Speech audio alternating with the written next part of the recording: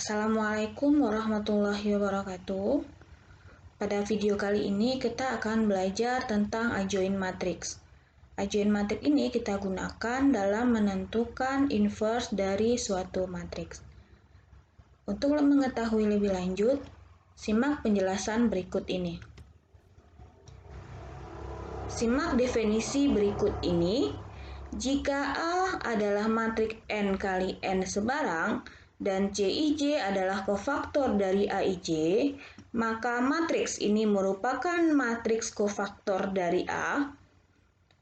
Transpos dari matriks ini disebut adjoint dari A. Jadi adjoint itu adalah transpos dari matriks kofaktor. Inverse matriks dengan menggunakan adjoint-nya. Jika A adalah suatu matriks yang dapat dibalik, maka A inverse itu akan sama dengan 1 per det A dikali adjoint dari A. Perhatikan contoh berikut. Tentukan inverse dari matriks A 3, 1, 0, min 2, min 4, 3, 5, 4, min 2. Untuk menentukan inverse dari matriks ini, berarti kita perlu menentukan determinan dan adjoint dari matriks A. Determinan dari matriks A kita bisa menggunakan metode Sarus. Berarti kita menambahkan 2 kolom lagi dari kolom pertama tadi. Hasilnya adalah ini 3 kali min 4 min 2. 24, 1 kali 3 kali 5, 15, 0 kali min 2 kali 4, 0, dikurang 1 kali min 2, min kali min 2, min 4, kurang 4, kurang 3 kali 3 kali 4, kurang 3, 6, ini 0 kali min 4 kali 5, kurang 0. Hasilnya adalah negatif 1, jadi determinan dari matriks A ini negatif 1. Sekarang kita akan menentukan adjoint-nya. Sebelum menentukan adjoint, kita perlu tahu matriks kofaktor dari A. Nah, sekarang kita cari C11 dari A. C11 itu bernilai positif, berarti kita perlu menghilangkan kolom pertama sama baris pertama. Submatriks yang tinggal adalah min 4, 3, 4, min 2. Determinannya adalah negatif 4. Kemudian C12, berarti C12 itu C-nya bernilai negatif.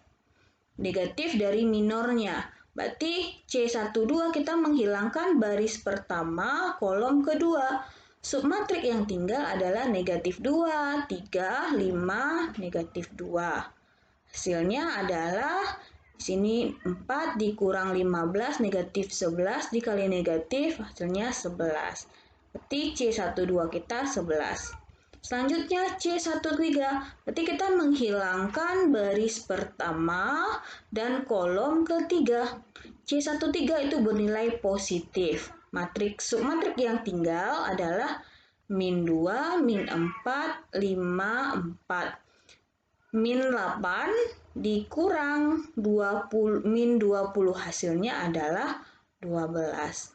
Selanjutnya C21. Berarti C21 itu bernilai negatif dari minornya.